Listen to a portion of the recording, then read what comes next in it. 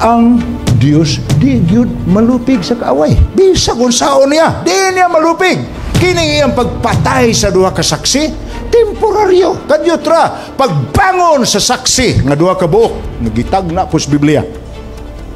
Bangon kini og nahimong bantog hangtod karon. Wa pa nimo lusad sa number 1 ang Bible as the world's number 1 bestseller. Bible lang gihapon. Bisag na nay Bible sa inyong cellphone, Bible lang gihapon ang most sold book in the world. Humanon ba sa Dios ang iyang buluhaton sa yuta? Yes. Ang Pransya miingon gyud walay Dios. Diha sa iya mag-una ang gingalan natog modern atheism. O ang ilang gipakadiyos ni anang panahon na ang wisdom kung kaalam. Ni-spread na ang atheism pero nagpabilin po ang Christianity. O ang nahitabo yun ni anang panahon na nibalik po ang gahom sa Biblia.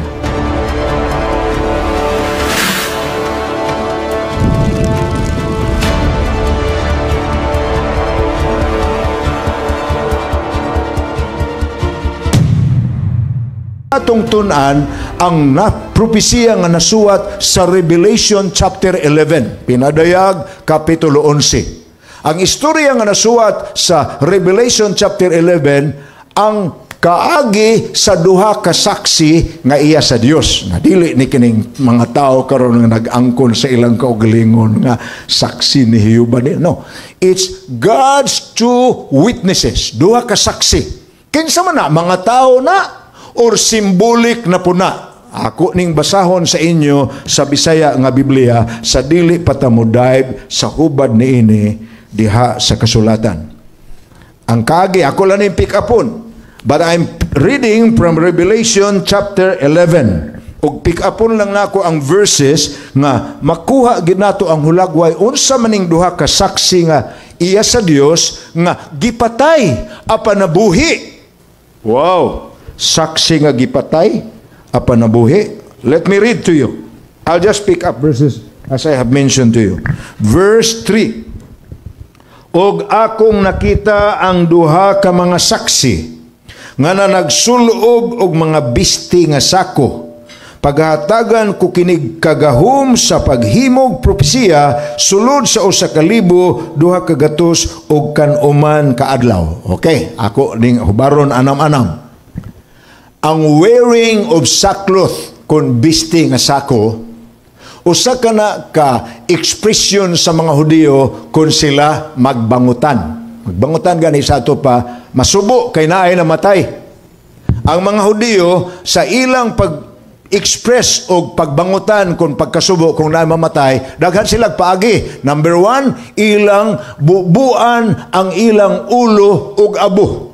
Mabasa nimo na, gihimo na ni Job kadtong pagbalita sa iya nga ang tanan nimong baka, ang tanan nimong asno, ang tanan nimong karniro nangahurot na ang katapusang balita. Ang imong mga anak nga nag-birthday party naigugkilat ang balay nangamatay tanan. Sumala sa gi-record sa Biblia, si Job miluhod sa langit ug miyabo ug abo sa iyang ulo. Ancient Near Eastern kana nga kultura nga og magkasubo sila ilang bubuag kuan ang ilang ulo. Number 2 nga expression sa mga Hudiyo kung taga Ancient Near East kung magsubo sila naay kasubaanan nila sa atubangan sa Ginoo.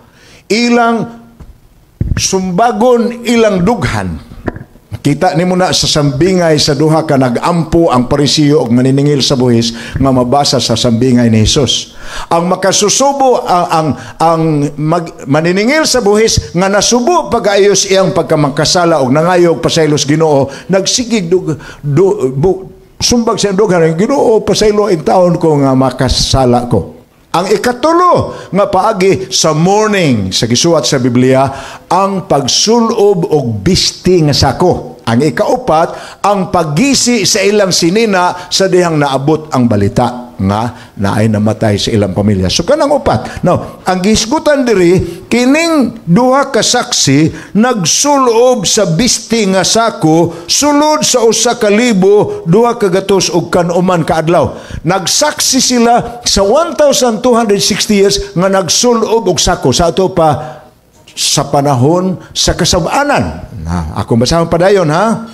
Arita sa verse 4. Ang mga saksi mao ang duha ka kahoyng olibo ug ang duha ka mga kandiliro nga nagbarog sa atubangan sa Ginoo sa kalibutan. Simbolik na sabni nga figure.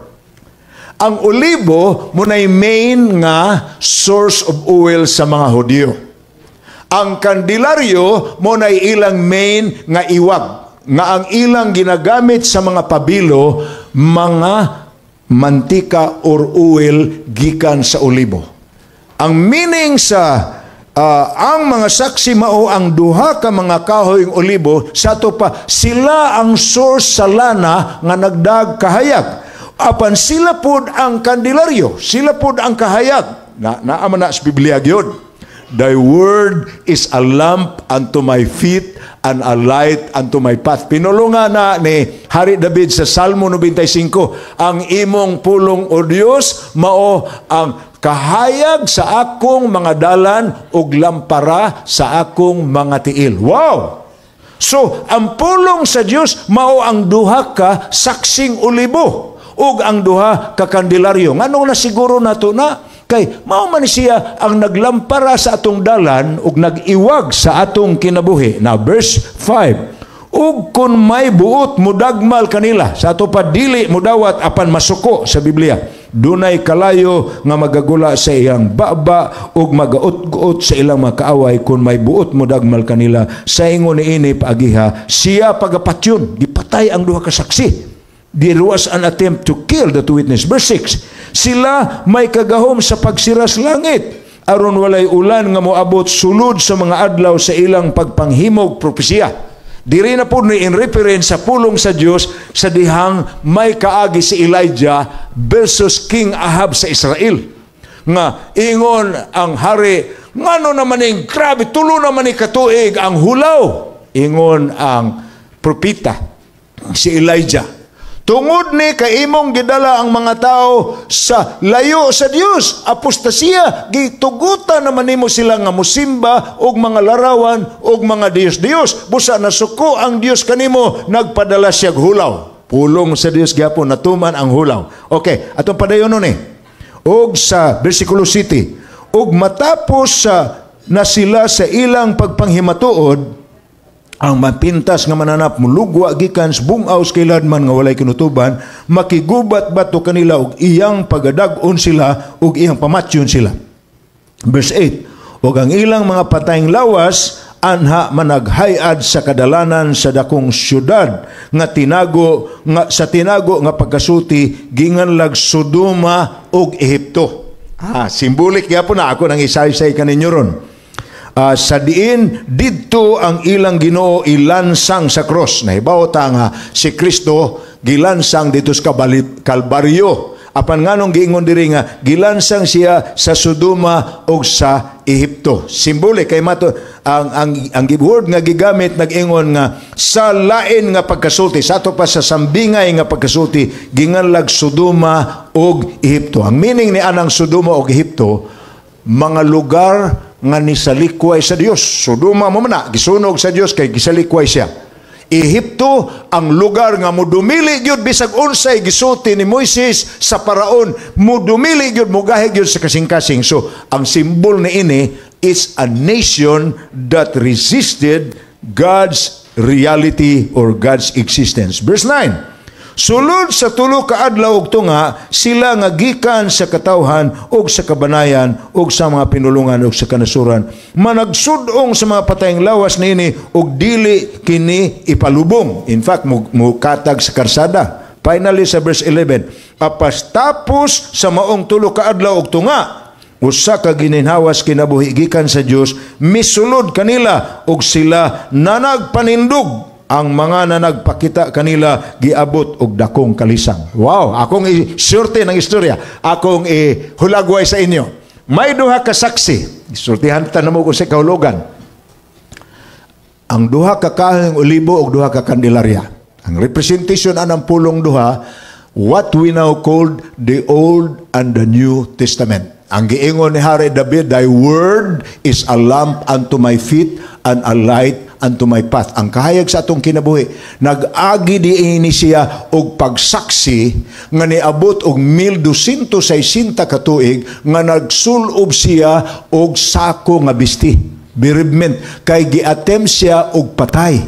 Ug may syudad or nasod nga mipatay gyud kaniya for 3.5 years. Apan igo siya nga nagkatag ang iyang patay nga lawas sa kadalanan. Akong gibasa kaganina. Buong mga tao kay gihuripan sa Ginoo, nabuhi kining duha ka saksi, mibangon nga ang nanagtan-aw na hingangha. Unya midaog siya sa kalibutan. Let's go now into the meaning of this as we explore it in our prophetic study today. Okay? Sa pinadayag 11, gipakita kanato ang duha ka saksi sa Dios nga gipakaulawan, gidagmalan ug gipatay. Apan sa katapusan, nagmadaugon sila batok sa nanagpanglutos kanila. Sa bersikulo 3 ug 4, kining duha ka saksi mao ang duha ka kahoyng olibo or ang duha ka kandelaryo. Sa pinadayag 11 bersikulo 2 sab naghisgot sad og 42 ka bulan. Diin ang balaang syudad, ang meaning ang katawhan sa Dios, yatak-yatakan, ang kahulugan ng pulong yatak-yatakan, lutoson, sulod sa pila 42 ka bulan. Ang bersikulo 3 naghisgot nga ang 42 ka bulan equivalent sa 1,260 ka katuigan. Diin ang duha ka saksi kung ang Biblia mohimog propesiya nga nagsulob og bisti nga sako. Sato pa, it was witnessing in the midst of mourning. Kung atong gamiton ang sulundan sa propesiya nga ang usa ka adlaw sa tagna, usa ka literal nga tuig, kini mokabat og 1260 ka tuig. 42 ka bulan. Sa Bible, 7 na ka passage ang nagamit ini nga pulong. Ang usa ka pulong 42 ka buwan. Alang sa inyong informasyon, ang buwan nga gisgutan diha ang bulan sa mga Hudiyo. Ang bulan sa Hudiyo 30 ra gina ka adlaw. Ug i-multiply nimo ang 30 ka adlaw sa 42 ka bulan, ang mulugwa ni ana nga number 1,260.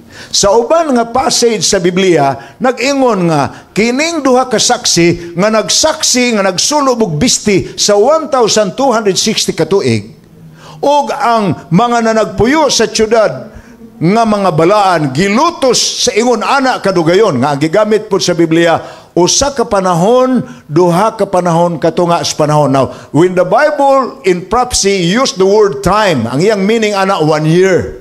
Ang 1 year po sa Hudiyo kay 12 raman ka bulan unya 30 raman ka adlaw. Ang 1 year sa Hudiyo 360 days ra gina ka adlaw. So at time and times sa tupad dubli ang 360, 720 man na, and half the time ug katunga sa panahon.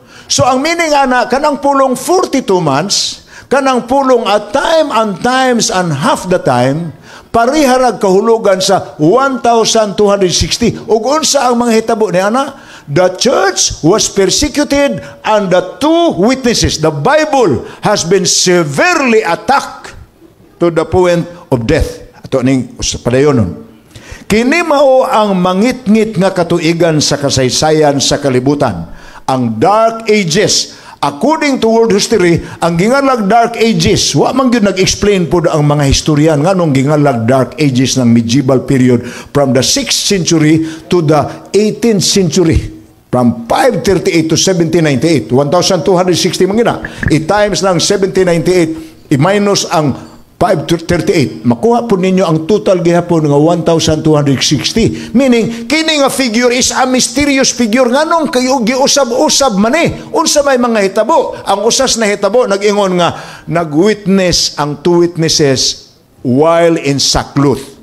They were severely persecuted and was attempted to be killed. And in fact, when they were killed, they were scattered on the streets. Ato na po ning padayonon sa pagbasa. Now, kini nga kadugayon sa panahon, gisgutan sab ni Daniel ug ni Juan, ingon nga panahon sa pagpanglutos. Gikan kini sa tuig 538 to 1798. Sa panahon nga si Justinian may declare nga ang Bishop of the Church of Rome will be the most respected figure in the Roman Empire that has now shifted from the former pagan Rome to now papal Rome. So, nahitabo na mga igsoon nga ang pag-shift ana, dili na ang emperador sa Roma ang gitahod nga hari sa empire, kundili ang relihiyoso ng Pangulo nga naay title nga priest king, hari nga pari.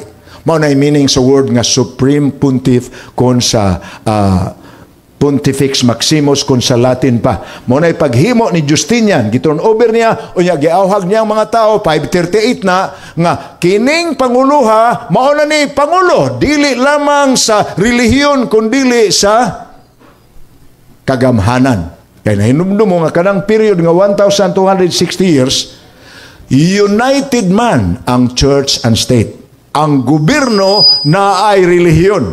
Ang musupak anang relihiyon na subject to be persecuted. And we know already, we have studied that. Sa pinadayag 11:4, may mipatay ragyod sa katapusan sa duha ka saksi. Kinsay mipatay? Ang mapintas nga mananap nga gikan sa bungaw sa kahiladman nga walay kinutuban. Sa pinadayag 11 versikulo 9, nag-ingon nga kining maong pagluto sa duha ka saksi mitagal og tulo ka adlaw og tunga. Abi ninyo kung sa katumanan ang mga igsoon, litra por litra, tulo ka tuig og tunga. Natumanin sa France ni adtong November 26, 1793 hangtod sa June 17, 1797. Unsa man ni? Mao ni ang period nga ang Reign of Terror. Unsa man ang Reign of Terror? Mabasahan ninyo na sa encyclopedia, sa tanang history books. If you type the word Reign of Terror, bisan sa Google, ang explain na sa inyo, ang panahon sa revolusyon sa Pransya, nga ang Pransya, miingon gyud walay Dios. Diha sa iya mag-una ang gingalan natog modern atheism. O ang ilang gipakadiyos ni anang panahon na ang wisdom kun kaalam. Sa pinadayag 11, versikulo 11, 9, pinadayag 11, versikulo 11 ug 12. Naghisgot nga, mabanhaw kining duha ka saksi nga gipatay for 3.5 years, mabanhaw sila human sa tulo ka tuig ug tunga ug gisapwang sila paingon sa langit nga sa ato pa nahimo silang hilabihan kabantugan. Mangutana ta, unsa man day nahitabo ni anang November 26, 1793 to June 17, 1797, panahon sa Reign of Terror. Well, I have told you, ang kahulugan sa pulong Sodoma ug Ehipto nasod nga wa moila sa Dios. That is France sa atong modern equivalent. Diha manukad sa France ang gingalag modern atheism. Diha makuha sa usa ka British nga scientist, gingalag si Charles Darwin, ang doktrina nga walay Dios nga nag-create sa langit. Gipakadiyos nila ang kaalam sa tao. Munang modern atheism ang iyangalan. O paghari sa Reign of Terror, under kang Napoleon na specifically, paghari sa Reign of Terror, ilag yung gipakita nga this is a godless country. Busa, ang usa sa nahitabo ang mga sundalo nga French gisugo sa pagsaka sa tanang kabalayan, pagkuha sa tanang religious literature, samtang ang ubang sundalo nagsunog og daob diri nga karsada. Ang mga sundalong nanaka, kung mabasa ninyo na sa kaagi sa Reign of Terror sa November 26 to 1793 hangtod sa June 17, 1797, that is 3.5 years nga ang mga sundalo musakas kabalayan, makakitag religious literature including the Bible labay sa bintana, ug ang musalo nga mga sundalo sugnod sa kalayo. That's how terrible the sight was during the Reign of Terror. when France was trying to indicate to the world that they are a godless society.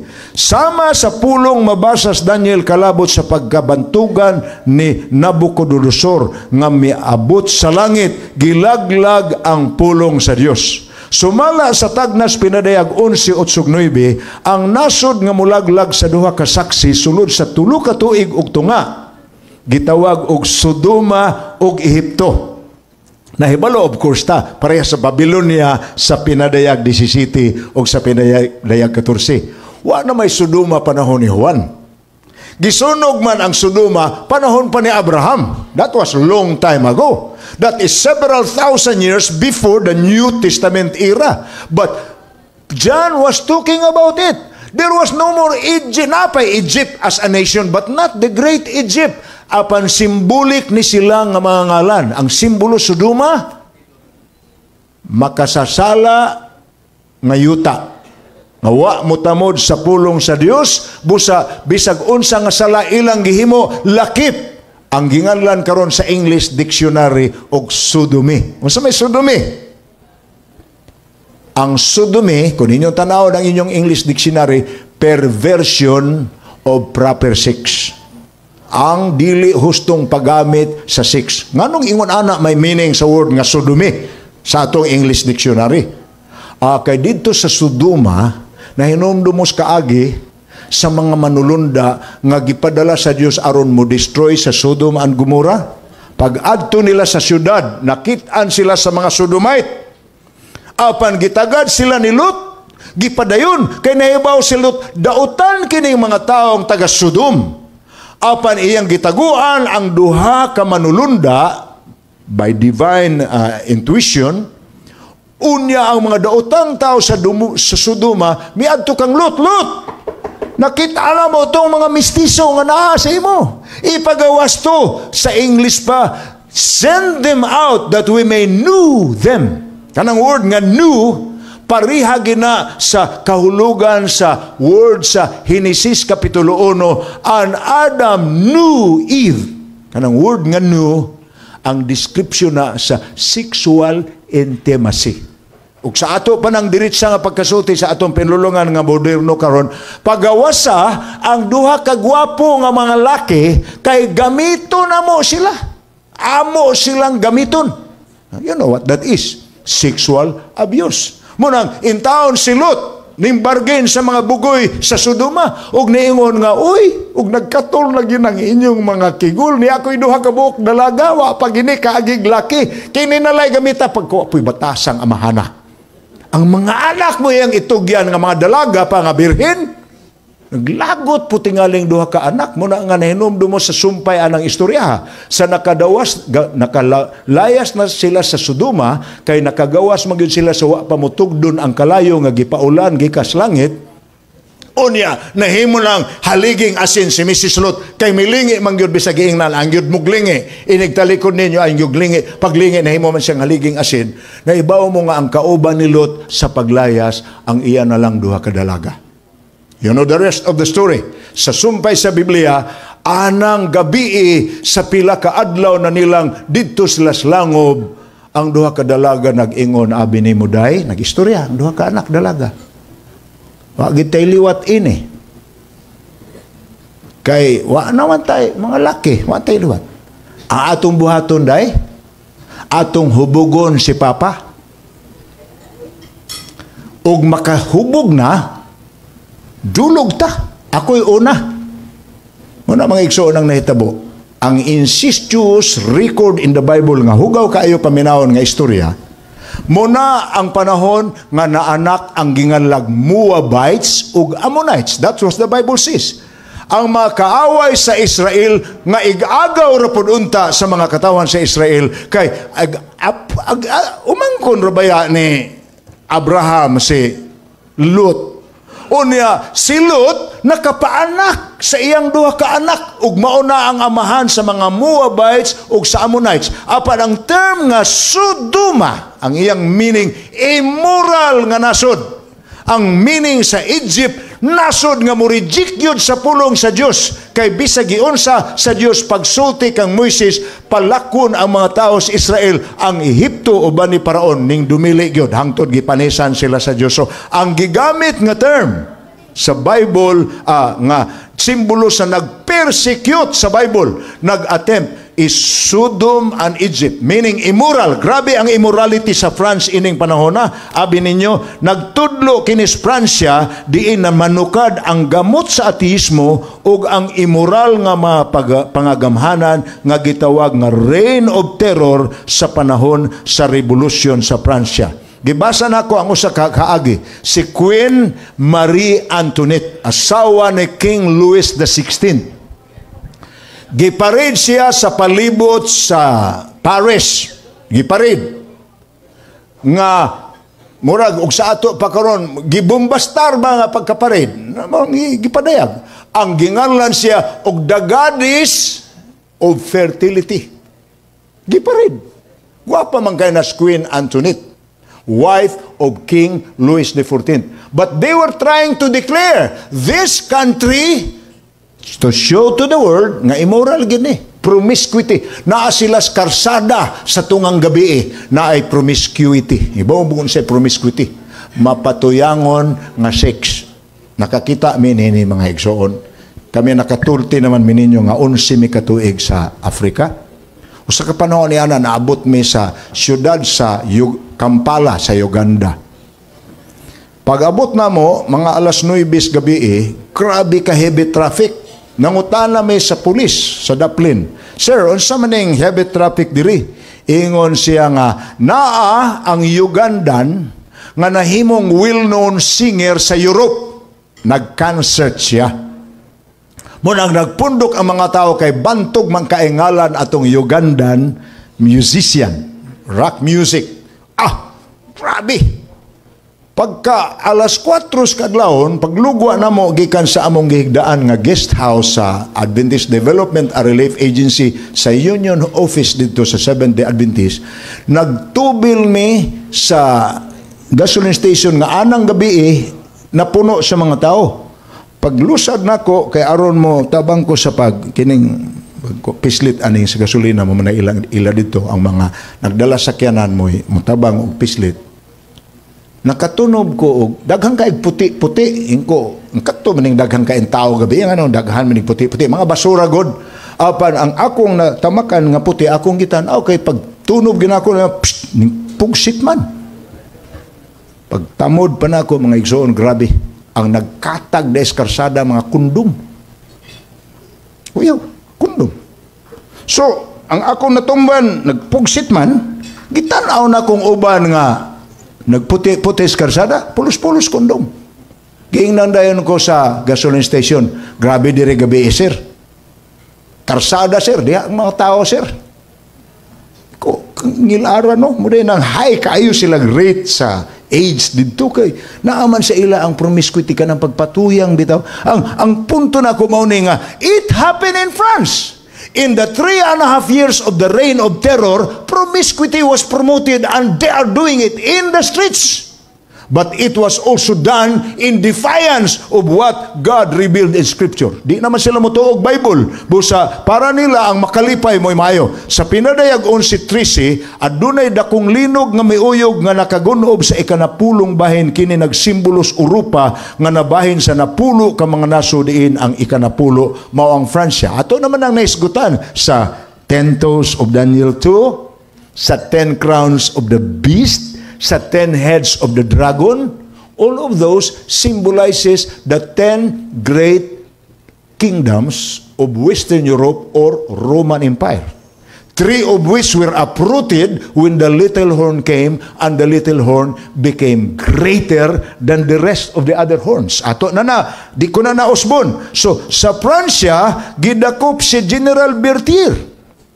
Ang Papa nga dito in taon maglingkod sa Vatican. Gikuha ni General Berthier si Pope Pius VI o gidala ngadto sa Valence, France. Sa Pransya sab, Nahitabo ang gingalag inihaway sa mga French Protestants nga gingalag Huguenots kanang gitawag natog the Saint Bartholomew Massacre. Nga kung giingon ninyo, kung inyo nang i-research, bisan sa Google, bisan sa Wikipedia, makita ninyo nga grabe na nga kasaysayan sa massacre. Kaya ang serbisyo sa simbahan anang adlaw, nagpasidaan ras mga tao. Karong gabi, makabati na gani mog tingog sa kampana, panlugwa mo sa inyong balay, dala ang inyong mga espada, og sakaan ninyo ang balay sa mga Huguenots. Unsa man ang Huguenots? H-U-G-U-E-N-O-T. S. Huguenots. Those are the French Protestants. The people who believe the Bible rather than follow the tradition of the church. Anang gabi, pagbagting sa lingganay, lugo ang mga tao. So, ginganla na sa history of the massacre of Saint Bartholomew. Now, those are events nga, dili na nato kibali, maot siya hisgutan kay ngilad man paminaon, pero they are part of what has happened, which symbolizes the fulfillment of prophecy that there was indeed a time when God's people were persecuted for 3.5 years. There was a time when the Bible was burned at the streets. Hinumdumi, ang France mo'y origin sa modern atheism o sa communism. Ang reign of terror sa Fransya, mipasiog na silag sinunugay sa Biblia, miusab sila sa kalendaryo. Hihimo nila ang kalendaryo nga ang usa ka buwan tulo ra ka semana, nga ang tulo ka semana dulay napulo ka adlaw. But that lasted only for 3.5 years, as the Bible says. Because after June 1797, pagkawala na sa reign of terror, sa nadakpa na si Napoleon Bonaparte, ug namatay siya samtang napriso siya sa island of Alba dito sa human sa Battle of Waterloo against ni General Wellington sa British. Ni end ang reign of terror, nibalik og normal, og ni-spread na ang atheism, pero nagpabilin po ang Christianity, og ang nahitabo gyud ni anang panahona, nibalik po ang gahom sa Biblia. Na imbento ang printing press o ang primero nga libro nga giimprenta sa first printing press was the English Bible translated by William Tyndale. Tulikibon kayo, nitindog ang saksi nga gipatay. Unya, sa napatay na ni, wa nagyud siya mawa sa iyang pagka number 1 bestseller. Hangtod karon, gikan atong first printing of the English Bible sa press, sa first printing press, panahon sa Renaissance, kanang pulo nga suhito mo ana, kay naam na sa atong world history. Sa panahon sa Renaissance, ang pagbutho na sa mga pagtulunan, paglugwa na gikan sa kangitngitan sa dark ages sa atong world history. Nag-anam nagkahayag sa mga tao, apil ni ana ang nahitabo ang printing of the Bible sa first printing press. Tun-i pag-ayo ang kasaysayan sa massacre sa San Bartolomeo sa Fransya. Kung atong tagaag sumada mga igsoon, ang nahitabo nga hulagway kanato pinadayag 11 ingon ini. Tan-aw nato ang pamaagi sa yawa sa iyang attempt nga mawala ang buhat sa Dios. Number 1, ateismo. Sa kahulugan sa ateismo, walay pagtuo sa Dios. Kung nawad-an ang mga tao pagtuo sa Dios, of course, di na sila mutuo nga dunay maglalalang. Ug isunod naman po na a few years later, si Charles Darwin, human sa iyang trip sa Galapagos Island sa South America, nagsuwat siya sa libro nga gingalag Origin of Species. Unsa man ang Origin of Species? Mauna ang libro nga nagtudlo nga why Dios nga naghimo kanato, why Dios nga naghimo sa kalibutan. Nibutho ta by millions of years of development. Gagmayng kagaw kaniadto. Hangtod na himutang murag itlog sa baki. Hangtod na himutang murag tago to nga may ikog og may kamot, may upat ka. Hangtod na tangtang ang ikog na himog yung baki. Sa pila ka libo pagyud katuig, sa dihang ang baki nitubo nahimo ng unggoy. Unya sa pila pagyud ka milyon ka mga katuigan, ang unggoy nahimong orang-utang. hangtod ang orang-utang nidako pagyud na himong gorila, hangtod ni abot ang pila pagyud ka milyon ka tuig, ikaw na og ako. Gikan di ita sa mga unggoy according to the doctrine of evolution. Ang root ana French. Atheism, no belief in God. So if there is no God, then there is no creator. Na kung walay creator unsa may mosunod? Walay Sabbath. Nga naman, ang Sabat sa ato nang nasabtan, gihatag man sa Diyos aron hinumduman nato nga siya'y nagbuhat nato, ug siya'y nagluwas nato. Ezekiel 20 verse 12, Now I will give you my Sabbats that you may know that I am the Lord your God. Ang paghatag niya sa adlang ipapahulay, ang paghinumdum nga siya'y atong maglalalang. Ug ang iyang pagkamaglalang mo na hinungdan nga nung watay ang ayan lain simbahon mo nang ang first commandment nag-ingon, Thou shalt have no other gods before me. Wow! Atheism, no belief in God. No belief in God means no creator. No creator means no Sabbath. If there is no Sabbath, then there is no rest. No fellowship between the Creator and man. And if there is no rest, there is continual activity. And if there is continual activity, there is no thought about God. And that's exactly what our world is today. Walay huna-huna sa Diyos. Sabi ninyo, kay ubay-ubay naman po ang mga nasod nga among napuy-an, nakapuyo po may og Korea, sa Seoul, mga tulo ka tuig hapit, nakaingon ko sa kadaghan sa tao. Maglakaw kas dalan, manlakaw ra mo. Paglingkod ninyo sa sakyanan, labi na ng subway, kaya mo manilang kanang pareha si MRT na to sa Manila. Manlingkod na diha, usahay tagduha ka oras nga magtapad, wag ginay sinutihan, nga naman, kada usa na naglingkod sa lingkuranan sa train. Tama. Wag yun. Ug ikaw nga normal nga tao, naanad ka diri sa Pilipinas nga ang imong matagbuan mo yung ka, hi, hello, good morning. Ug moingon ka na, ang imong matagbuan, lurats mata. Moing kag, hi, ang tao nga imong greetingon. Murag ang huna-huna, suntuhan na. Tagadiin mo to, tagalasang tinga to. Nabuto siya ining modernong syudad, unya, maabot diri mag, hi, good morning, wa man na sa ila. No rest. No thoughts about God. Continual activity. Oh, my dear brothers and sisters. Nakita ba nato og nilampos ba ang yawa? Atakiho ni Satanas ang duha ka institusyon sa Dios. Ang pamilya ug ang adlaw sa pamilya. You see, duha ka institusyon ang gipasiugdahan sa Dios sa tanaman sa Eden. Pagkahuman niya sa creation, Genesis chapter 1. Pagsugod nagtao, una, gikasal sa niya si Adan ug si Eva. Unya human niya gikasal iyang giingnan, lumukop kamo sa kalibutan ug pun-an ninyong kalibutan. It is an implication nga wa tuguti sa Dios ang sex ug ang procreation hangtod iya sang gikasal ang unang lakig bayi. Ikaduha nga gihimo niya, iyang gipasiugdahan ang adlaw igpapahulay mo ng Genesis 2 verses 1 to 3. Sa dihang niingon sa pagsulti, adlaw kini nga balaan, adlaw kini nga espesyal. Nahumanan ako gihimo tanan, kana akong gihimo sa unom ka adlaw, ako nang ipiyal kaninyo, kamoy magbuot ana. Kay sa Bible nag-ingon, and God gave man dominion over all that He has created. Siya ang nagtugyan ini sa unang pamilya. So God instituted two things during creation. He instituted family, Adam and Eve, who later have Cain and Abel, Seth, and the rest. O ang ikaduha niyang institusyon, ang Sabbath. The time when family will be able to fellowship together to meet God in worship. Muna'y tuyo sa Biblia, nga napadayag sa Biblia. Nakita na nimo nganong kining duha, family and the Sabbath, mao'y tumong sa atake sa yawa karong panahon na.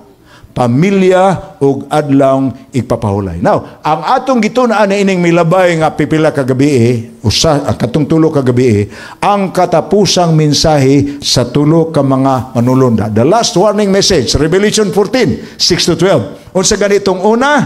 Ang una nag-ingon, nagtawag kini kanato sa walay katapusang maimbalita nga iwalis tibuok kalibutan sa tulo ka manulunda. Mulukop kini sa tanang kanasuran sa tanang kaliwatan, sa tanang pinulungan, sa tanang katawhan. Although, matawag nato, sa history, sa Bible, o sa kasaysayan, dili gyud majority ang misanong sa Dios.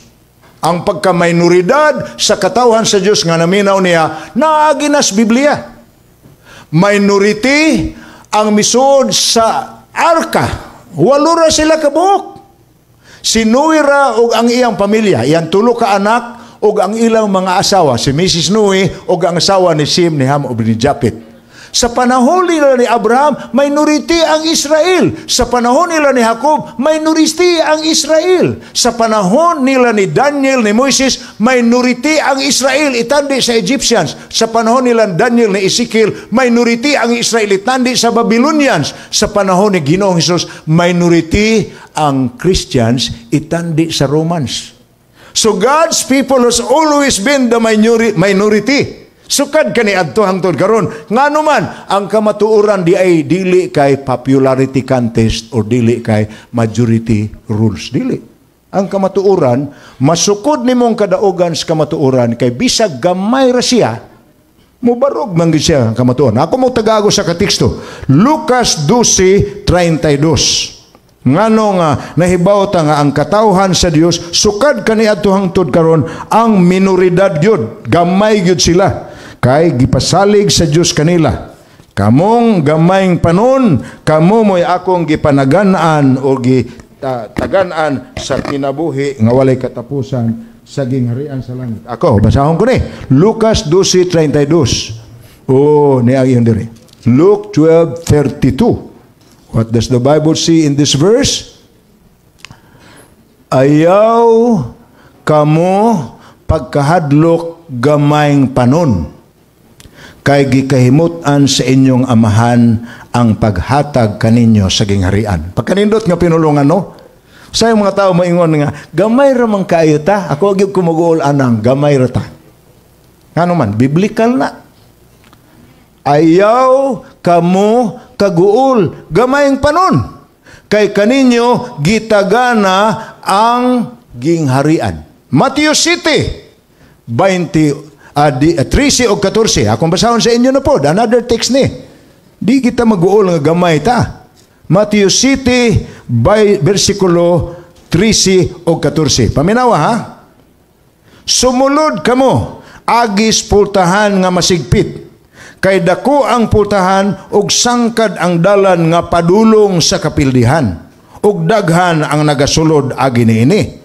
Apan sigpit ang pultahan ug hiktin ang dalan nga padulong sa kinabuhi ug jutay ra ang mga nakatultol niini. Grabe nga terminology. Pinulungan ba yan na ni Ginoong Hesus? You see, Christ belong to the minority.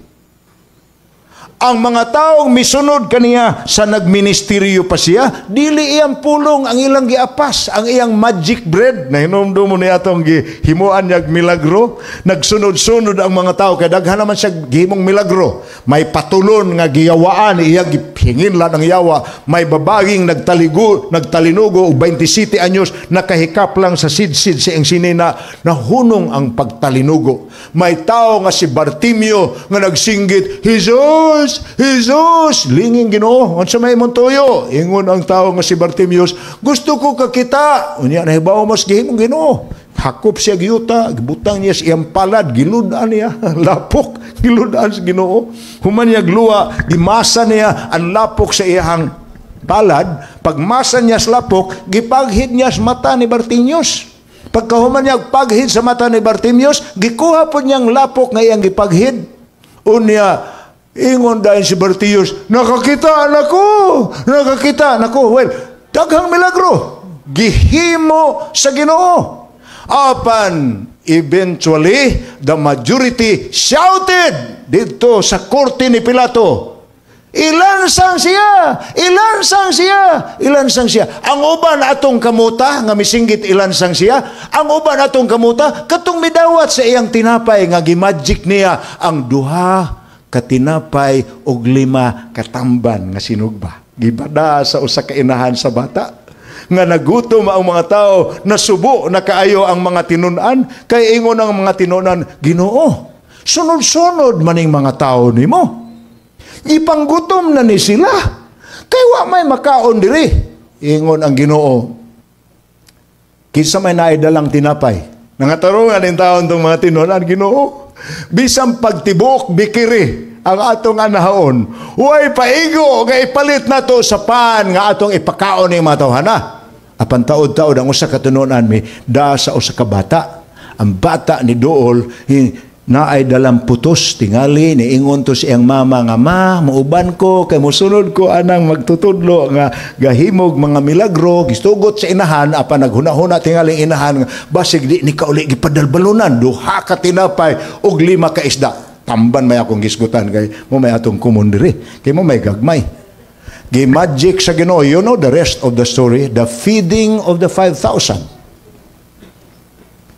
nga sumala sa istorya.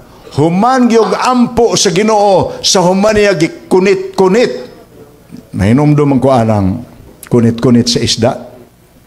Kaysa gagmay pa mi kami gud sa among pamilya mga igsoon, tugan ko gamay sa inyo ha. Icebreaker lang ni. 12 mi kabuk magsuon. Pagkan mi pero buyag. Mga ginikanan gud sa una, kugihan kay sila. Muna nga naabot mig 12 kay mato nila bubarato man gud po ning 12 kay dinusina gud. Apan magpalit na gani, magluto na gani si mama isda, may nununan man ang sinugba nga buwan. Si Papa ginay mong unang lingkod sa lamisa. O niya iniglingkod ni Papa, tanaw niya sa isda dito nga luto ni mama, iyaday ng gunitan. Sige, kiniin mo. Pamutang niya sa among mga plato, kaming mga anak. Imo, gibahin-bahin ang isda. Kami po, pagkadawat na mo sa among share, amo po itong kuhit-kuhiton. Amo pong gahi-gahiyon. Butang sa libot sa among plato, katong mga platong sartin sa una. Palibot na muna. Nga, usa ka hungit sa kanon, tungtungag, gamayng isdang kinuhit. Nag-imagine ko, mo tingali na gihimos Ginoo. Sa paghatag kaniya sa 2 ka tinapay ug 5 ka isda, iyang pino-pino. Pag pino-pino niya, iisa niya ang kamot. Amahan, panlangin ay kining pagkaon, gikinahanglan sa imong mga anak. And the Bible says, everybody's eyes were open. Kay nadaghan man ang gigihay-gihay niya nga 2 ka tinapay ug 5 ka isda. Apan sa humagkaon sa dihang nabibo ng mga tao kay magic bread ug magic fish may ilang gikaon, nakita nila nga daghag sobra ang Ginoo di yun usikan. Kay bisag daghag sobra, giingnan niyang mga tinunan, hala, kuhaan ninyo ang mga sobra. Ug sumala sa narrative sa Biblia, naabot pag 12 ka bukag. Giunsa man na. Well, I am telling you, this is the miracle that God is trying to do. Kamay ang iyang mga tao pero mo prevail ang kamatuoran sa kadaghan sa misinggit. Crucify him. Ang uban ato ang kamot nga midawat sa iyang tinapay. But God's people has always been a minority. Ang matinud-ano niya nga katawhan. Pero mulukop sila sa tibuok kalibutan. Ang unang bahin sa mensahe, first angels, atong giskutan ni atong second night, ang walay katapusang maayong balita nga nag-ingon kahadluki ang Dios ihatag kaniyang himaya kay nahiabot na ang takna siyang paghukom. Ang ikaduhang manulunda ang iyang singgit, simbahan ninyo siya may nabuhat sa langit ug sa yutag sa dagat ug sa tuburan. Ang ikaduhang manulunda, nagunob na ang Babilonia nga bantugan nga nagpainom sa binos iyang kaulag sa kanasuran. Dili na nako reviewon unsa na ha, kay simbolik na. Ang Babylonia mao ang religious system nga nag-reject sa Ginoo apan mipalutaw sa tradisyon nga tinun-an pagtuon sa mga relihiyosong tradisyon nga iyas Ginoo. Kay wala may Babylonia sa panahon ni Juan. Apan ang binos iyang kaulag nga gipainom sa kanasuran ang iyang mga pagtulunan nga does not come from the Bible but it is being believed by a lot of people as truth. nahubog ang kalibutan. Ang ikatulo ang sugo ngadto sa mga tawo nga nakaamgo nga ang Babylonia di ay usa ka religious system nga nagtudlo dili sa kabuton sa Dios, gitawag niya ang iyang mga tawo. Pinadayag 18:4, gumawa kamo kaniya mga tawo ko aron di kamo makaapil sa iyang kasalanan ug di kamo makaambit sa iyang mga hampak. Ayaw mo pabilin diya kung kaamgo na mo nga delikado ni. Ang ikatulo ka manulunda, nahibaw nato ang iyang mensahe sa pinadayag 14:9 og 10, usa ka bugat nga pasidaan sa katawhan sa kalibutan nga nagtawag kanila kung adunay musimbas mapintas nga mananap ug mudawat siyang marka, siya may gainom sa pino sa kapungot sa Dios. Ang pangutana, nagapadayon maning buhata karon? I already told you. At this very moment, samtang naghimutagwali sa Royal Valley, there are hundreds of other sites in our country, and there are thousands of other sites in different parts of the world that are doing this kind of the proclamation of the gospel message. Gabi nalipay kay ko kay ang atong broadcast gabi, i-broadcast man ni sa atong mga igsuon sa Hope Channel, sa social media na, sa Facebook na, sa YouTube. On the air, ambot, live ni sa on the air ni, live ta karon o dili? Live ta. Wa man ma-record ng pila ang hearers kung listeners sa radio. Apan ang Facebook o ang YouTube, mutug-an nagpila ka views. Akong gitan-aw ang atong salida kagabi, atong presentation kagabi, so far mo'y highest na to, naabot nag 7,000 ang viewers. Kaya ang mga tao makabati di ay, og ma-interest sila sa pulong, pisliton raman nilang aro sa Facebook, kanang aro bitaw, ano? Share man ang kahulugan ana. Akong gitan-aw karon ang shares na abot nag 300 plus. Tulo kagatos ka mga tao ang mi-share sa ilang friends, na usa ka tawo nga ang ilang friends 40 ka buok. So ang atong viewers sa present sa katong kagabi nato nga broadcast 7,000. So far mo to highs 5.7 man ang the other night. Pero sige pa nag-increase. Ang point na ko mao ni nga mulukop gyud ang mensahe sa tibuok kalibutan. Pagis Ginoo. Abi niyo, isultihan ta mo. Na istoryahan na mo ha, malingaw man ka mong istorya. Panahon sa COVID, kinukunong iyawa og ang Ginoo, istorya raman icebreaker ba? Nagtagbo sila, pareha bitaw sa kaagi ni Job, nga nag-istorya ang Ginoo og si Satanas. Niya, gipanghambog sa Dios, nga si Job, buutan nga tao, apan gihagit siya. Buutan nga na, nag-alagad na nimo, kaya ang gihimo nimo anang tawhana, panalangin raman. Kuhaan lang imong panalangin, di na si Job, alagad nimo. Nagtigi sila sa istorya, mutong nahagit ang Dios, ha? Mao ba? Nag-alagad si Job nako, kay panalangin ra akong gihatag niya, ug wadon akong panalangin, di na siya mo alagad nako. Okay. Ingon ang Ginoo kang Lucifer sa istorya nila sa Job kapitulo 1 na. Ingon ang Ginoo, okay. Tagaan permission. Ang akong gihatag sa iya nga panalangin ko, tanaw na to, di naman na mo alagad nako. So the rest of the story followed. 3,000 ka mga asno, patay, hangin na, 3,000 ka kamilyo, patay. 5,000 ka baka, patay. 5,000 ka karniro, patay. Naghangak-hangak ang nagbalita kang Job, ang imo mga baka, ang buton sa nahitabo na may hangin nangamatay mandanan, hangtod na hurot ang news. Apan, ubasahon ninyo ang Job 1 verses 20 to 22.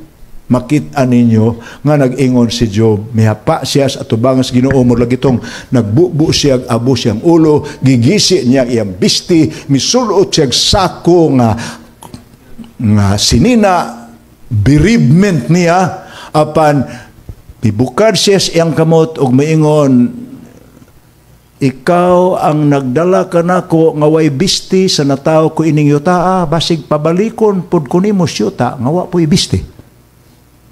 Unya ang verse 22 gyud sa Job 1 nag-ingon, niining tanan wala basula ni Job ang Dios. Gisimba gyapon niya. In short, pildi si Lucifer. Now niya istorya bag-o kanong pag-COVID na.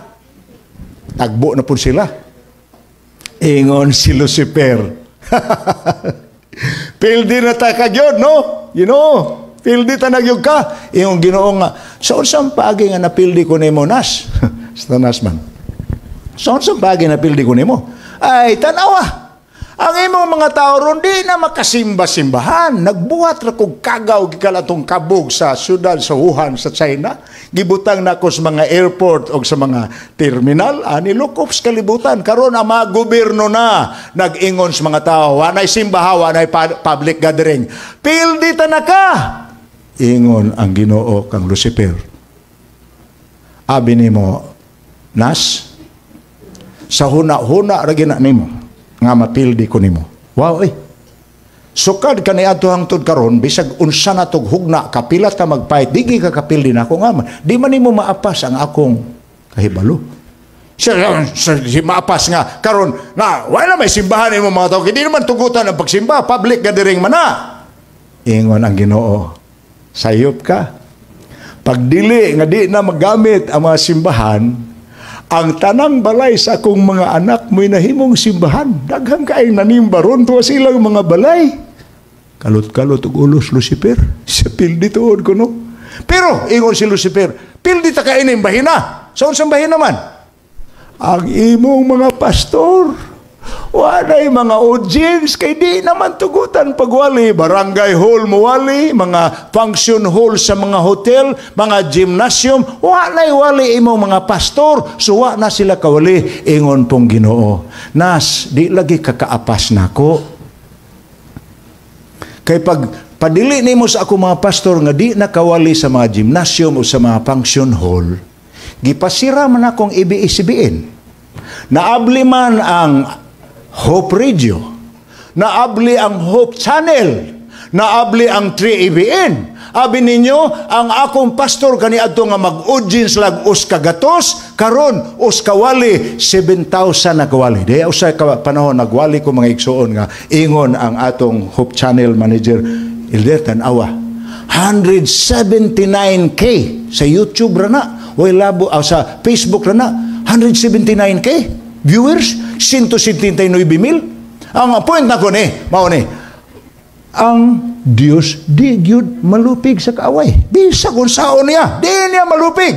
Kini iyang pagpatay sa duha ka saksi, temporaryo. Kadyutra, pagbangon sa saksi nga duha ka buok, nga gitagna pus Biblia. May bangon kini og nahimong bantog hangtod karon. Wa pa nimo lusad sa number 1 ang Bible as the world's number 1 bestseller. Di ka usa nga murag moapa sa iya ang Merriam-Webster Dictionary. Apanon karon nga naanay thesaurus ug naanay Google sa inyong mga cellphone, wa na pud ang mamalitay dictionary. Bible lang gihapon. Bisag naanay Bible sa inyong cellphone, Bible lang gihapon ang most sold book in the world. Wow! Ni daog. Humanon ba sa Dios ang iyang buluhaton sa yuta? Yes! Pinadayag 14, versikulo 14, ug sa Mateo 24:14. Human mulukop sa kalibutan ang mensahes tulo ka manulunda, mahitabo dayon ang katapusan sa panahon. Ang pagbalik ni Ginoong Hesus nga naglingkod sa trono ug nagdalag galab sa pagpangani. Misad ang Dios nga human sa mensahes tulo ka manulunda, wa nay makapugong kaniya sa pagbalik dinisyuta pagkuha sa iyang mga katawhan. Tapuson niya ang buluhaton, hamubuon niya ang panahon alang sa mga linuwas. Apan nganong daghan manon niya ang mga laglag ug mga wala pagbalik sa Ginoo. Dunay gisulti si propeta Isaias. Isaias 4 versikulo 6. Ang akong katawhan gilaglag tungod sa kakulang sa kahibalo. Kay ilamang gisalikway ang kahibalo, ilamang gisalikway usab. Gisalikway sab sila sa Dios. Kana ding mga tao nga magtinir lang gyud ni anang kasing-kasing nga gahi bitaw di gyud mo dawat sa pulong sa Dios. Di gyud pugson sa Ginoo. Nakanindot sa Ginoo mga igsoon kay gamhanan siya kaayo. Way butang nga di niya mahimo ug iyag yung tuyoon ang tao nga moalagad niya nga iyag yung pugson mahimo niya kaya niya nga naman gamhanan siya. Ang nakanindot sa Ginoo kay luyo sa iyang pagkagamhanan di gyud siya mopugos nato. Iya lang yung hikapon atong kasing-kasing ug makasabutan niya. Iya ran tandugon atong huna-huna, pasabton rata niya ug mo-respond niya sa kasing-kasing ug sa huna-huna, malipay siya. Pero iya tang pugsuno. God will never force anybody. Yung di apan, ang akong katawhan gilaglag tungod sa kakulang sa ibalo kay ilamang gisalikway ang kay balo isalikway sab sila sa Dios. Apan ang mga karnero sa Dios bisan ang wa pa sa sulod sa iyang turil, tawgon ra niya mo nang Juan 10:16. Doon ako'y ubang karnero nga wa pa sa sulod sa akong turil. Tawgon ko rasab sila og nag-ingon siya, sila magpatalinghog sa akong tingog og musunod kanako kay usara ko ka magbalantay, usara ang akong turil. Kini nga mga pulong gihatag kanato sa Dios ug ato ning dawaton og padayonon sa pagtuon. Ang mabatna nato ang tibuok og hingpit nga kalipay sa kinabuhi, sumala sa 1:15-11. Gihatag kanato sa Dios ang gasas kaluwasan, ingon nga libreng gasa wa gibayad, no need to labor on our part. Apan salamat sa Dios mato pa ni Pablo nga mao ang naghatag kanatos kanaugan pinaagis atong Ginoong Hesukristo. Akong pangutana para ninyo karon, imo karon ang bulawanong kahigayunan sa pagdawat kaniya. Nanuktok siya sa imong kasing-kasing. Imo ba siyang pasudlon sa imong kinabuhi? Sa imong hunahuna? Buot lang nako tanawon mo, pastor, ug manuktok ang Ginoo, akong ablihan, akong pultahan, oy. Akong ablihan ang akong kasing-kasing. Kisa ninyo ang mo ingon sa Ginoo, Ginoo, kung nanuktok na ka, ablihan ta ka. Akong tanawon ninyong kamot be. Kanang gusto padayonon Ginoo, ayaw mo pugos kay di gyud Ginoo mo pugos. Bisan pag magnadlaw na siya diaso, di na siya mo pugos. Dalay ko ng Diyos.